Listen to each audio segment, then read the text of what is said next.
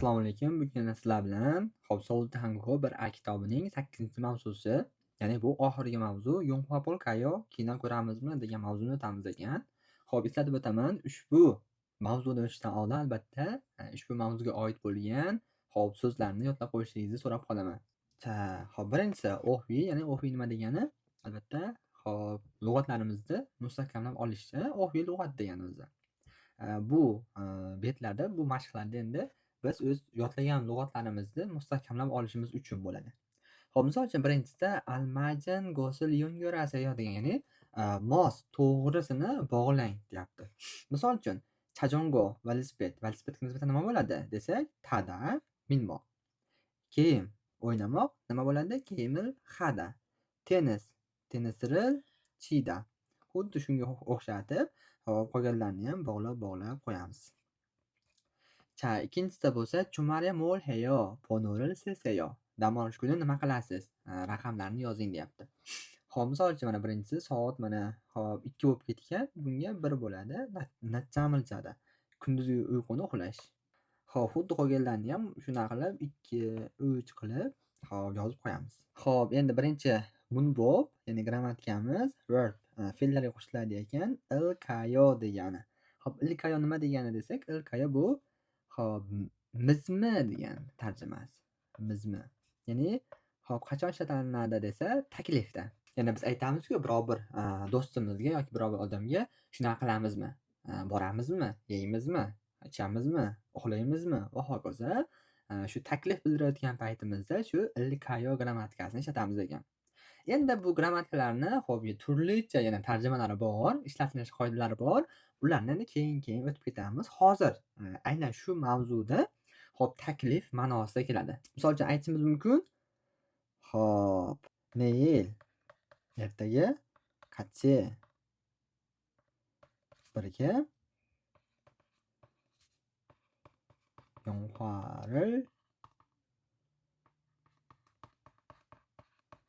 Polkayo ertaga birga kino ko'ramizmi? Chigim ice cream mogulkayo. Hozir o'sha muzqaymoq yeymizmi? Xo'p, chibekalkayo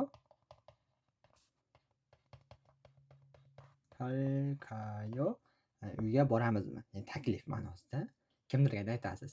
Doim o'sha savol shaklida keladi. Xo'p, ulli undasallikni bilamiz. Undosh bilan tugasa ilkayo, ulli bilan tugasa shunchaki lakayo. Juda ham sodda grammatikadan biri. Xo'p, bir necha bor o'sha gapni tuzib mashq qilib ko'rsangiz ancha tushunib qolasiz ma'nosiga.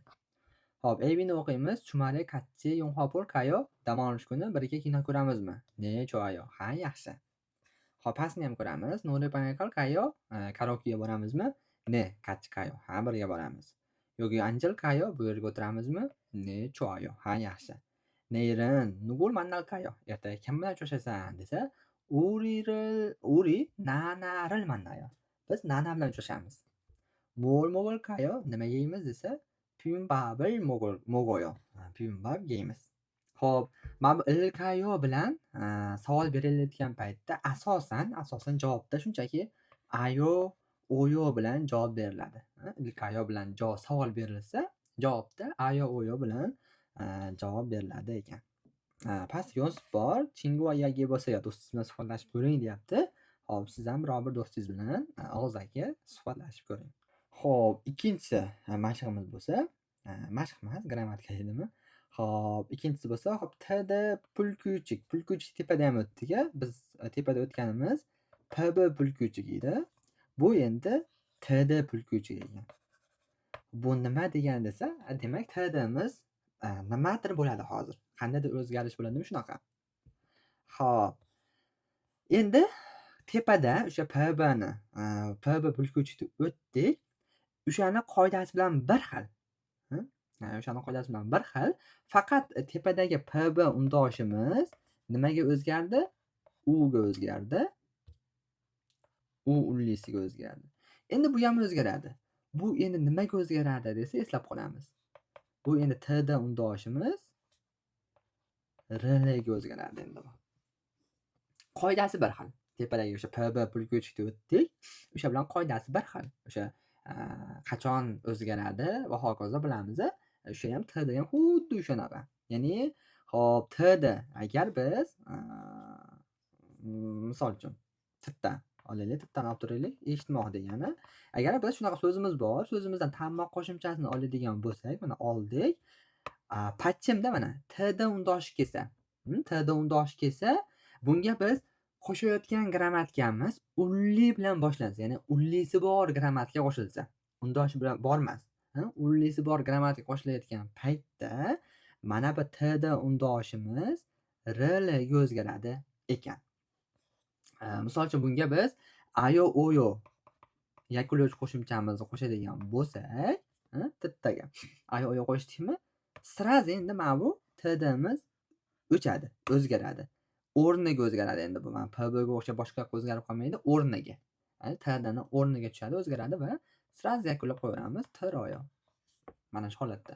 Endi undosh bilan yakunlansa-chi, undosh bilan boshlansa-chi grammatikamiz bo'lsa, unda o'zgarmaydi. Misol uchun T'daga simnida pnidan qo'shadigan bo'lsak, Tit simnida. Mana Tit simnida. Bunda o'zgarmayapti.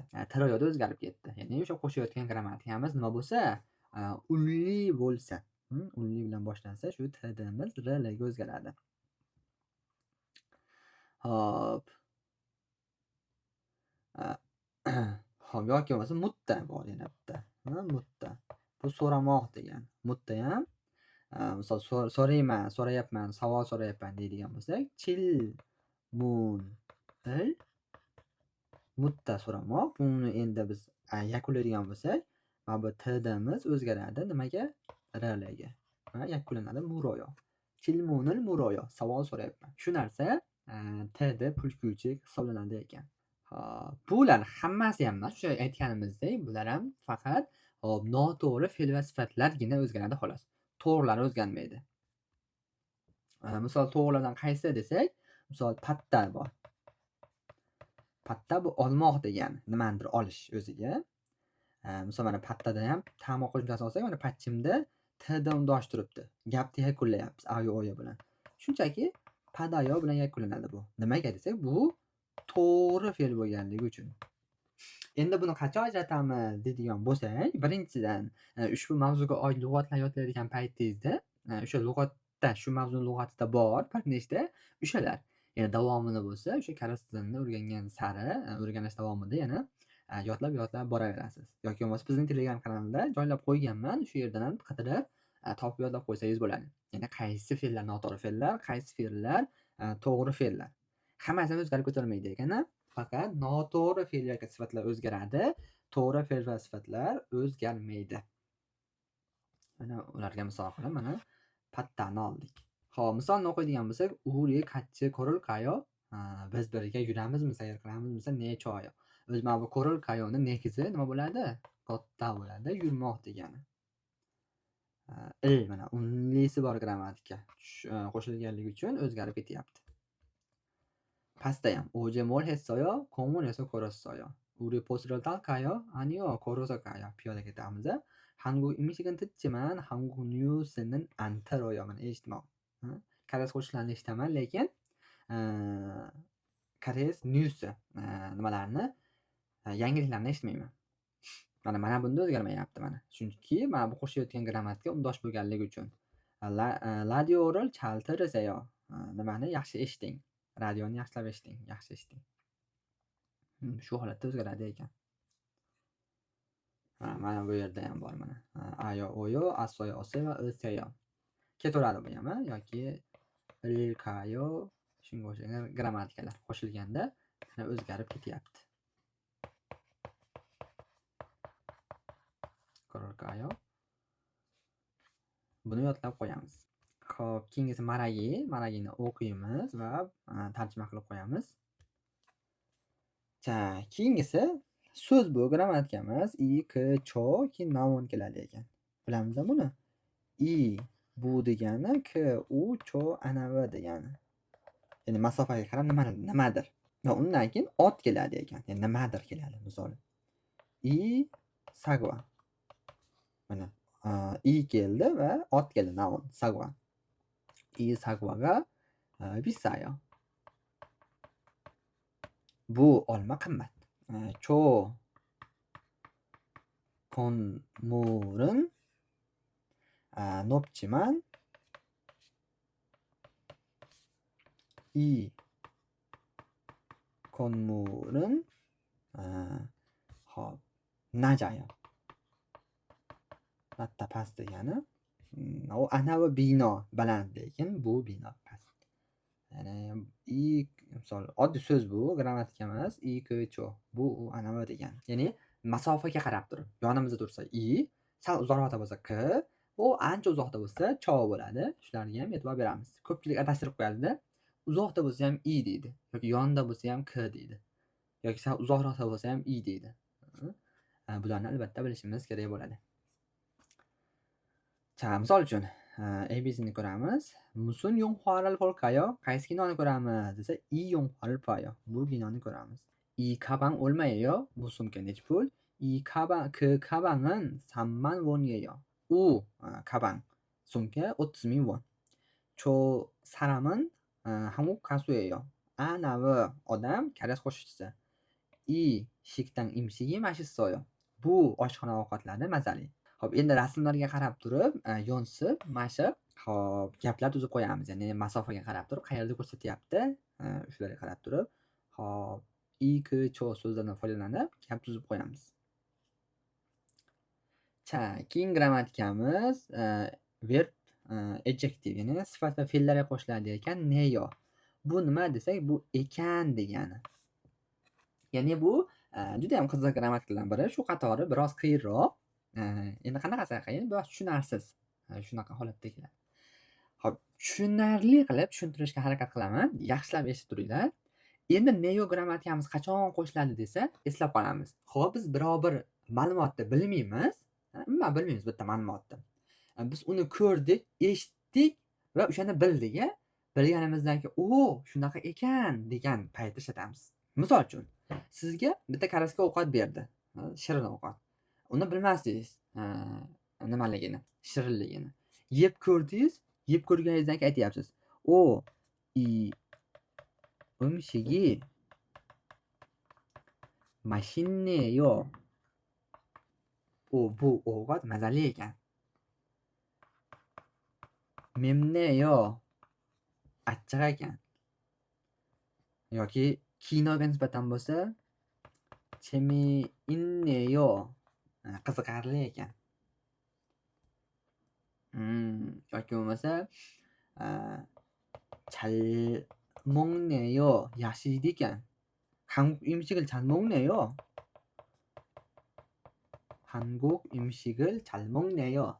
koreys ovqatlarni yaxshi yeysan ekan. Misol sizga gapirayotgan bo'lsa, yaxshi yeysiz ekan. Kimgadir gapirayotgan bo'lsa, yaxshi yeydi ekan. Bilmasdi oldin. O'shani bilib, hop ko'rib, eshitib, yeb, tatib, nimadir qilib ko'rdi, keyin bildi o'sha ma'lumotni nimaligini. Va o'sha paytda neoni ishlatib ketaveramiz. Shu holatda ishlatiladi ekan. misol uchun ABni ko'ramiz. 여기가 명동이에요. bu yer 명동. 와, 사람이 정말 많네요. va odamlar haqiqatan ham ko'p ekan. Ya'ni oldin bilmasdi, ko'pligini kelib, ko'p ekan deyapti. mo'jaga 정말 싸네요. bosh kiyim haqiqatan ham arzon ekan. Oldin bilmagan edi. Kelib turib narxini ko'rdi, arzonligini bildi, o'shanda arzon ekan deyapti. 더워요. issiqmi? Ne, 조금 덥네요. biroz issiq ekan. Endi har doim ham ekan ma'nosida kelavermaydi lekin, ya'ni har doim ekan deb tarjima qilaversak, gapimiz biroz tushunarsiz bo'lib qoladi. Ya'ni to'g'rima-to'g'ri tarjima qilsak biroz tushunarsiz bo'ladi. Ma'nosiga e'tibor beraylik, ma'nosiga. Oldin bilmagan edik va o'shani tatib ko'rib yoki shunchaki ko'rib, eshitib, o'shani biladigan bo'ldik. Ya'ni bitta haqiqatni bildik. O'sha o'zimiz bilgan haqiqatni, shunaqa ekan degan paytda ishlatamiz ekan. Bu grammatika bo'yicha bir nechta gap tuzinglar. Ancha tushunarli bo'lib qoladi. Ya'ni bilmagan narsangizni, bilmagan haqiqatlar haqida gapirishni ishlatmaymiz. Faqat bilganimizdan keyin.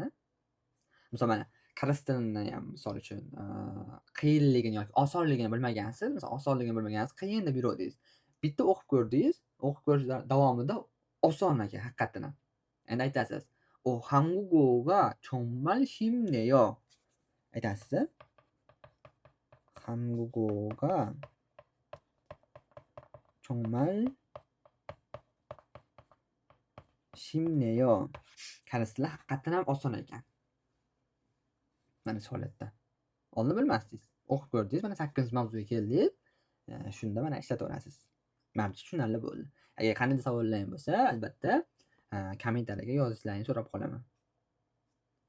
Chamaragi ikkinchisi 194-bet. Buni o'qiymiz, tarjima qilib qo'yamiz. Chatitki 1. Chaltitko yongarhasayo. Yaxshilab eshitib bog'lang deyapti. Tirik, palshib yuk. 86-tirik. Ikkinchisi palshib chil. 87-tirik. Bular tiriklarda hammasi bizni Telegram kanalimizda bor. Bemalol o'tib, Sovuti Hango 1A titkisi deb qidirsalaring chiqadi. Shu yerdan bemalol eshitib, hop, testlarni bajarishlaring bo'ladi. Ilgi bor bu yerda, ya'ni ta'mir ilko chilmuni tabhasayo. Quyidagilarni o'qiymiz va savollarga javob beramiz. Bu ilgi bor, ilgini o'qiymiz va pastda savollar bor, savollariga javob beramiz. Va sigida ham 여러분도 친구를 찾는 글을 써보세요. Sizlar ham do'stingizni topadigan, do'stni qidiradigan bitta matn yozib ko'ring. Tepani ilgini o'qisalaring, o'sha ilgiga mos qilib, o'zimizga moslab turib keyin yozib qo'yamiz ilgi. Va oxirida biz bilamiz Chagipyonga 203-bet ekan. Chagipyongani bajaramiz. Xo'p, endi o'sha qoida bo'yicha bilmasak, qaytadan videoni boshidan ko'ramiz.